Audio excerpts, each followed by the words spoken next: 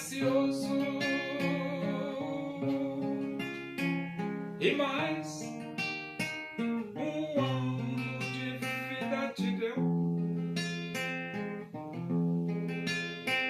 pois ele tem prazer em abençoar os filhos seus. O Senhor te abençoe e te guarde. O Senhor faça resplandecer o seu rosto sobre ti e tenha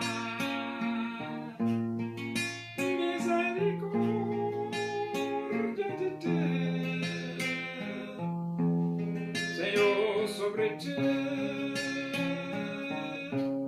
levante o seu rosto e te dê a paz.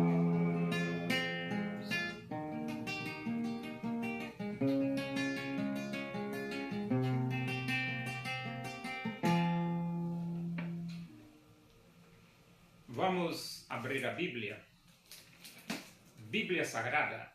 Epístola de Paulo aos Romanos, capítulo 11.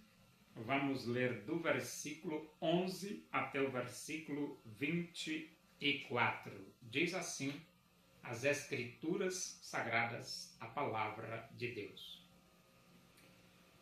Pergunto, pois, porventura tropeçaram para que caíssem? De modo nenhum. Mas pela sua transgressão veio a salvação aos gentios, para pô-los em ciúmes. Ora, se a transgressão deles redundou em riqueza para o mundo, e o seu abatimento em riqueza para os gentios, quanto mais a sua plenitude. Dirijo-me a vós outros que sois gentios, visto, pois, que eu sou apóstolo dos gentios, glorifico o meu ministério, para ver se de algum modo posso incitar à emulação os do meu povo e salvar alguns deles. Porque se o fato de terem sido eles rejeitados trouxe reconciliação ao mundo, que será o seu restabelecimento, senão vida dentre os mortos? E se forem santas as primícias da massa, igualmente o será a sua totalidade. Se for santa a raiz, também os ramos o serão.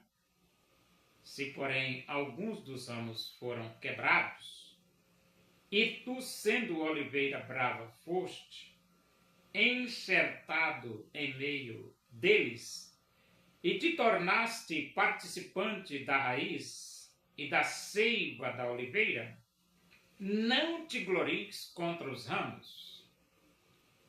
Porém, se te gloriares, sabe que não és tu que sustentas a raiz, mas a raiz a ti. Dirás, pois, alguns ramos foram quebrados para que eu fosse enxertado. Bem, pela sua incredulidade foram quebrados. Tu, porém, mediante a fé, estás firme.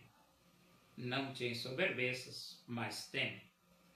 Porque se Deus não poupou os ramos, naturais, também não te poupará. Considerai, pois, a bondade e a severidade de Deus. Para com os que caíram, severidade. Mas para contigo a bondade de Deus, se nela permaneceres. Doutra sorte, também tu serás cortado.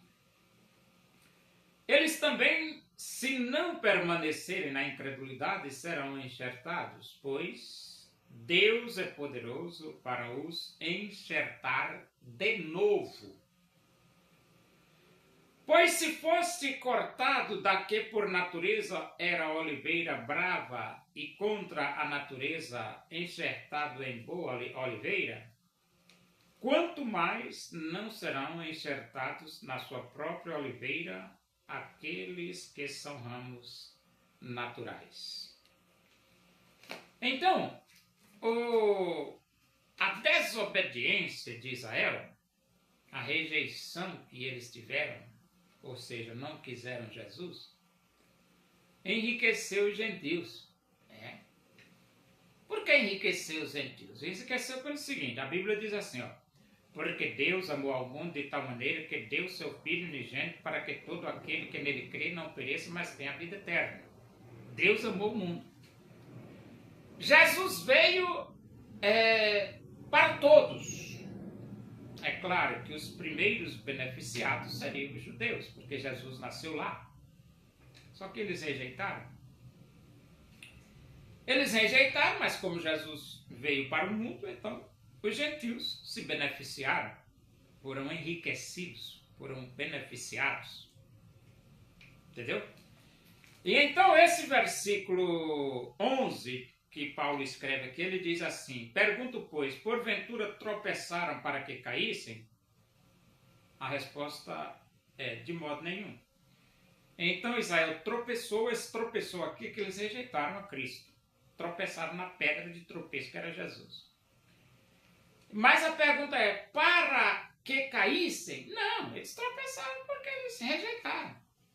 Mas não era propósito de Deus derrubá-los, não. E aí então ele diz assim, mas pela sua transgressão veio a salvação aos gentios para pô-los em ciúmes. Já que vocês não querem me aceitar, então Jesus morreu para todos os moradores do planeta, eu vou para os gentios. E aí eu já aproveito e causo ciúme em vocês. Vocês não querem ver se vocês vão se arrepender, pelo menos pelo ciúme, né? Ora, se a transgressão deles redundou em riqueza para o mundo e o seu abatimento em riqueza para os gentios, quanto mais a sua plenitude. Aqui a lógica de Paulo está correta. Ora, se eles rejeitaram Jesus e através da rejeição dele forçou os missionários a oferecerem Jesus para os gentios, isso trouxe riqueza para os gentios, que eles não queriam. Como é que ele ia pregar para eles? Quem é que vai pregar para quem não quer? O judeu não queria, então vamos pregar para quem quer, no caso os gentios. Agora, é claro, se a rejeição deles trouxe riqueza para os gentios, aí então Paulo pergunta, e a sua plenitude? Quer dizer, a abundância de riqueza seria bem maior se Israel tivesse crido. Por quê? Porque a expansão do evangelho seria mais abundante, porque seriam cooperadores.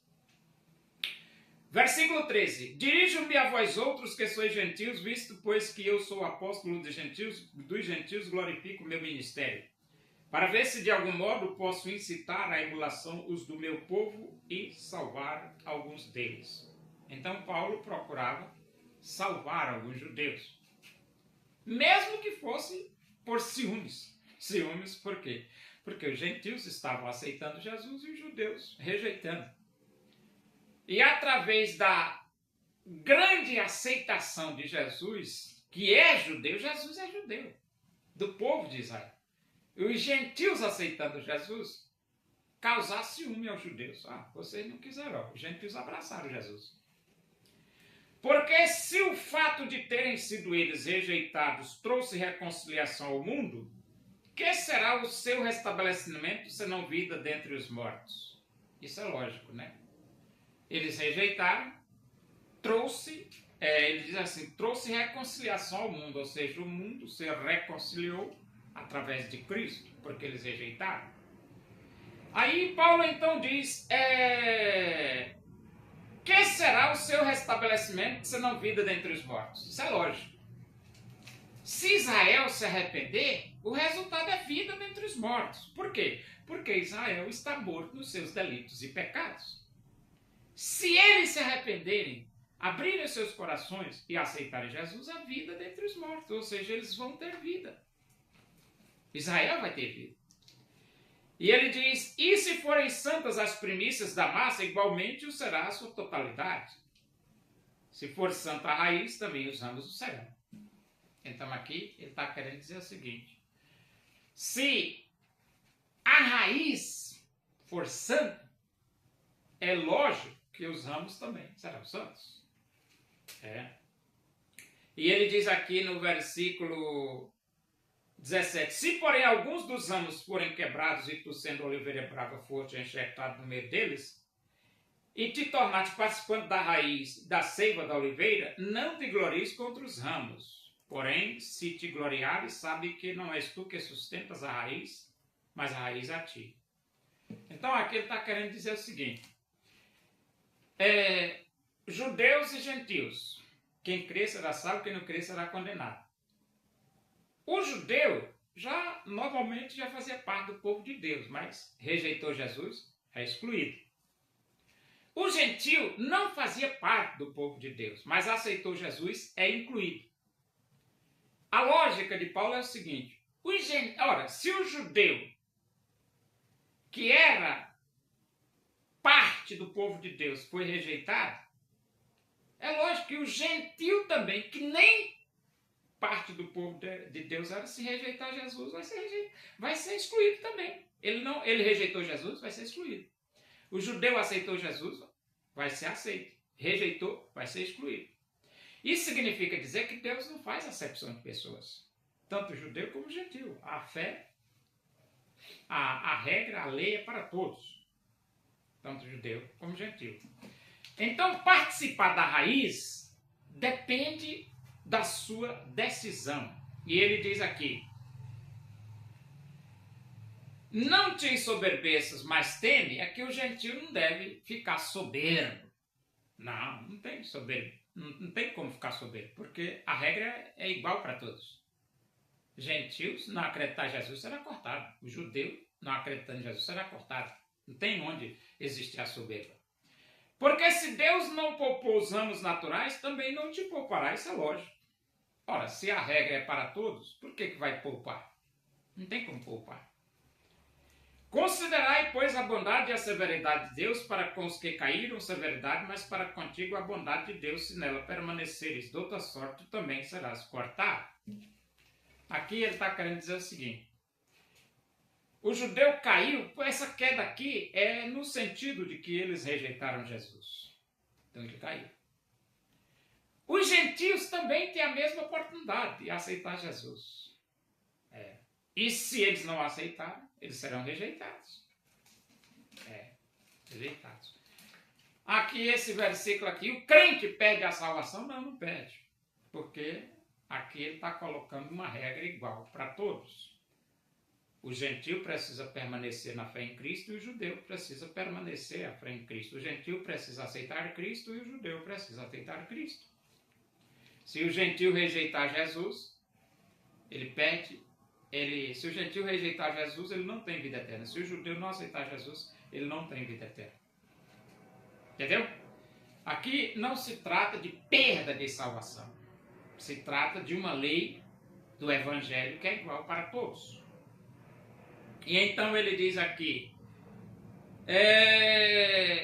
eles também, se não permanecerem na incredulidade, serão enxertados, pois Deus é poderoso para os enxertar de novo. Ou seja, eles rejeitaram Jesus, mas enquanto eles têm vida, eles têm a oportunidade de arrependimento. Eles foram rejeitados porque rejeitaram Jesus. Mas no percurso de sua vida, eles voltam-se para Cristo e aceitam, eles podem ser enxertados de novo. Pois se fosse cortado daqui por natureza era a oliveira brava e contra a natureza enxertado na boa oliveira, quanto mais serão enxertados na sua própria oliveira aqueles que são ramos naturais. Então o que é que Paulo está querendo dizer? Se você, que nem participava do povo de Deus, você foi enxertado, e aqueles que são ramos naturais serão enxertados também. Isso significa dizer o seguinte, que depende da sua escolha. Se você crê em Jesus, não interessa se você é judeu ou gentil. Deus não faz acepção de pessoas. Aí ele diz aqui, não te glories contra os ramos. Ele diz aqui, a gente vai para de novo, versículo 24. Pois se fosse cortado daqui por natureza era a oliveira brava e contra a natureza enxertada boa oliveira, quanto mais não serão enxertados na sua própria oliveira aqueles que são ramos naturais. Então, resumindo, Deus não faz acepção de pessoas. Quando Jesus veio pregando, ide por todo mundo, pregar o evangelho a toda criatura, quem crer e for batizado será salvo. Esse quem crer aqui é tanto para judeu como para gentil. Todos têm o mesmo privilégio, a mesma oportunidade e a mesma chance de vida eterna. Judeu e gentil.